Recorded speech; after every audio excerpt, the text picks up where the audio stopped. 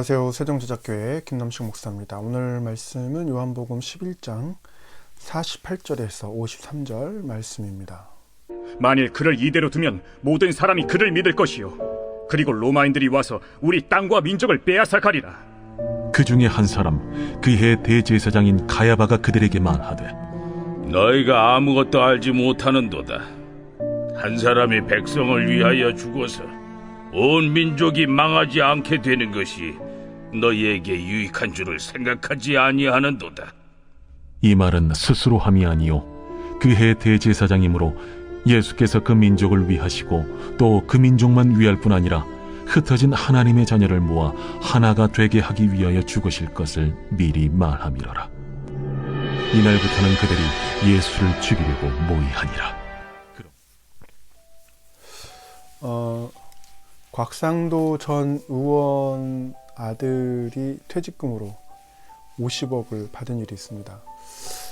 이 50억 클럽 이야기하면서 이제 곽상도 전 의원은 구속이 됐었고요. 그런데 이제 법원 판단은 무죄다 이렇게 됐습니다.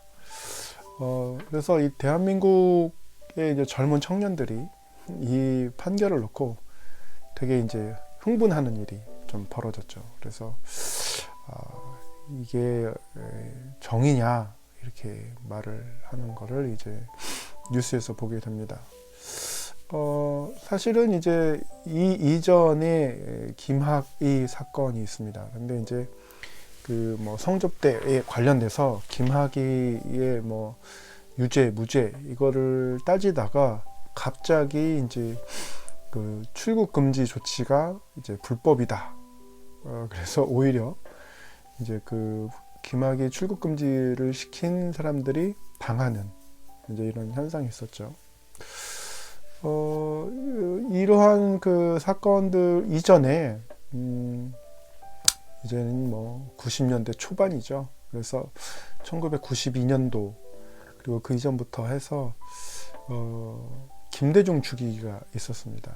그래서 이 김대중의 어떤 존재로 인해서 이제 위협을 받던 그런 사건으로 인해서 납치도 하고 뭐 그러다가 이제 일본이 이제 김대중 죽이기에 이제 김대중을 이제 구해주는 일도 있었고, 그래서 이제 그 전북대 그 당시 사회학과 교수였던 강준민 교수가 책을 냈죠. 이제 김대중 죽이기라는 책을 냈습니다. 그리고 나서 이제 그 전라도 죽이기 뭐 이런 책도 나고 뭐 그런데 중요한 거는 그 이러한 그 뻔한 명백한 뭐가 옳고 뭐가 그른지가 분명함에도 불구하고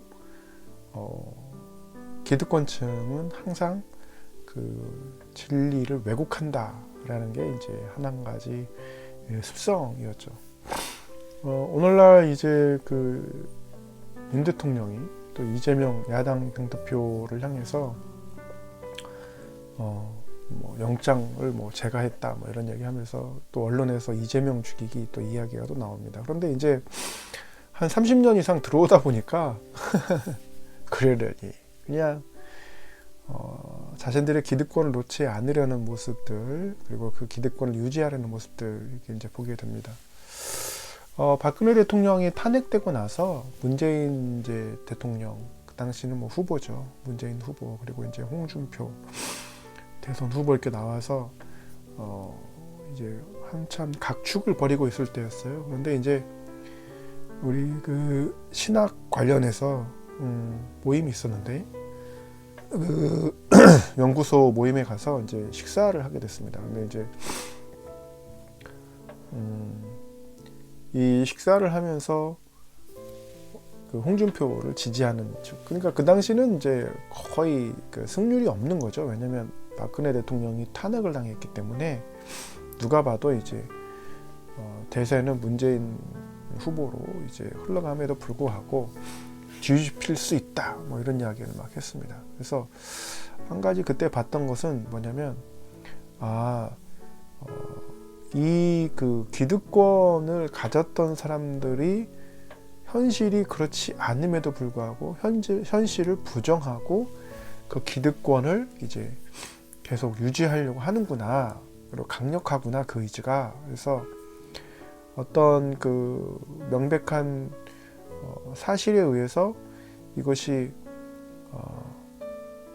잘못됐다, 그리고 처벌받아야 된다, 뭐 이러한 것에 대해서는 뭐 그렇게 개의치 않고 어떻게 하면 자신이 유리한 쪽으로 사실관계 자체를 틀어버릴 수 있구나, 이제 이야기를 하는 겁니다. 그래서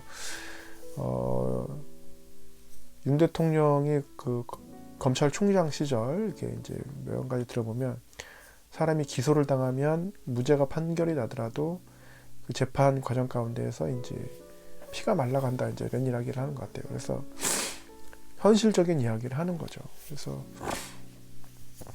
결국에는 이제 어느 나라든 간에 그런 기득권을 쥔 사람들은 절대로 놓지 않으려 한다라는 것을 이제 시간이 지나가면서 좀 배우는 것 같습니다.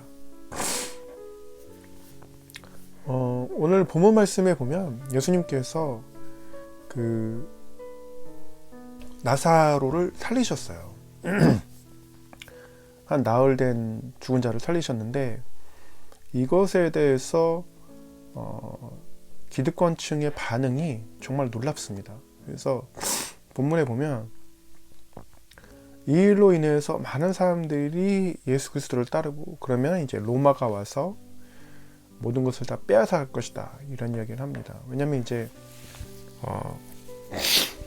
로마의 통치를 받고 있기 때문에 반드시 정치적으로 이제 쉽게 말하면 독립운동이 벌어질 것 같고, 그러면 이제 자신들의 기득권이 빼앗길 것이다.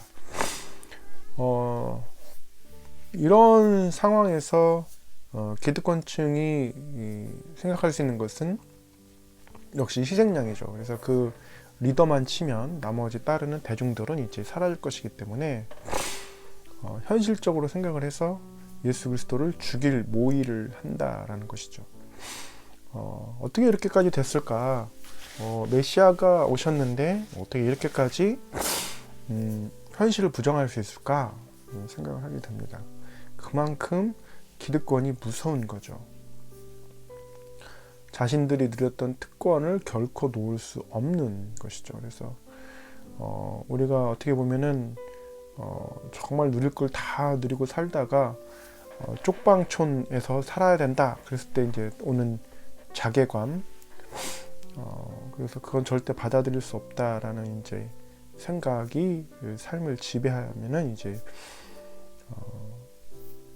이런 생각까지 하게 되는 거죠. 살인 모의를 하게 되는 것이죠. 그래서 이 요한이 평가하는 것은 그 대제사장이 하는 말을 이제 부지불식간에 하는 것이다.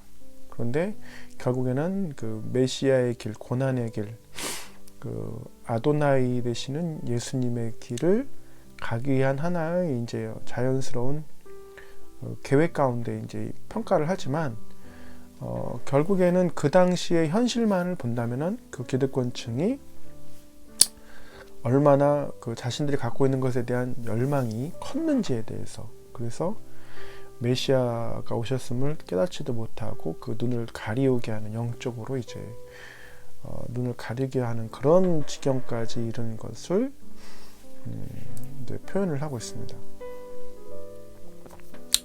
우리가 이제 예수 그리스도를 믿으라고 얘기를 하면 결국에 이제 기득권을 포기해야 되는 것이죠. 왜냐하면 말씀에 따라 살아야 되기 때문에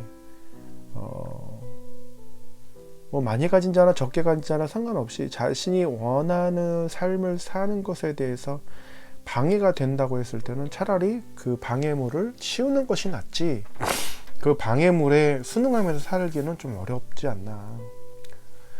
그래서 오늘날 회심이라는 것이 있잖아요. 회심, 자신의 죄를 회개하고 이제 예수님께 돌아오고 하는 것을, 이 회심이, 이 회심률이 많이 떨어지는 이유가 결국에는 그 자본주의하고 이제 우리가 만몬의 영이라고 하는데, 돈에 이제 집중을 하다 보니까, 그리고 그 돈이 주는 그 커다란 어떤 즐거움, 그 기득권 이것을 가지니까 쉽게 이제 돈보다 예수님을 생각한다, 뭐 예수님 말씀에 따라 살아가길 원한다, 이런 것은 이제 어렵다고 봅니다. 그럼에도 불구하고 하나님께서는 예수 그리스도를 통해서, 또 성경을 통해서, 또 많은 하나님의 사람들을 통해서 여전히 하나님께 돌아오기를, 예수님을 통해서 하나님께 돌아오기를 이제 기다리신다라는 것이죠. 그래서 언제 심판이 올지는 모릅니다. 우리가 이제 튀르키예 강진을 7.8, 7.8 하고 나서 또 얼마 전에 6.8 또 왔는데 지진이 왔음에도 불구하고 언제 또 지진이 일어날지를 예측을 잘 못하는 것이죠. 그게 이제 인간의 삶인데 우리가 이러한 그 재앙들을 겪을 때 얼마나 인간이 그 나약한지를 이제 알게 됩니다. 그런데 그 방송을 보면서 딱 1차적인 반응은 어떻습니까? 나한테는 일어나지 않을 거야 라는 생각이죠. 그런데 성경은 그 심판이 선별적으로 일어나는 것이나 뭐 지역적으로 일어나는 것이 아니고 전체적으로 일어나는 것이기 때문에 우리가 그때는 언제인지는 모르죠. 그러나 말씀이 처음부터 지금까지 쭉 성취되고 있다고 한다면 그 종말에 대한 예언도 결국엔 이루어지게 되겠죠.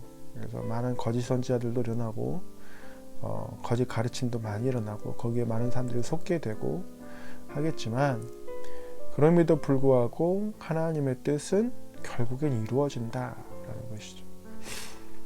유대인들을 향해서 요한이 던지는 메시지는 어떻게 그 메시아를 그렇게 못 알아볼 수 있느냐, 결국엔 기득권이 그렇게 강했다라는 것을 알고 있고, 그 유대인들에게 하는 말은 이겁니다.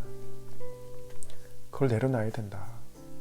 메시아, 예수 그리스도가 메시아인 것을 인정해야 된다라고 2000년 전에도 지금도, 그리고 단순히 유대인뿐만 아니라 우리와 같은 이방인에게도 그 메시지를 강하게 전달해 주고 있는 겁니다. 여러분도 오직 예수 그리스도를 따르시고 그 말씀에 순종하셔서 주님 오실 그날까지 참된 예수님의 제자로 살아가시기를 예수님의 이름으로 축원합니다. 감사합니다.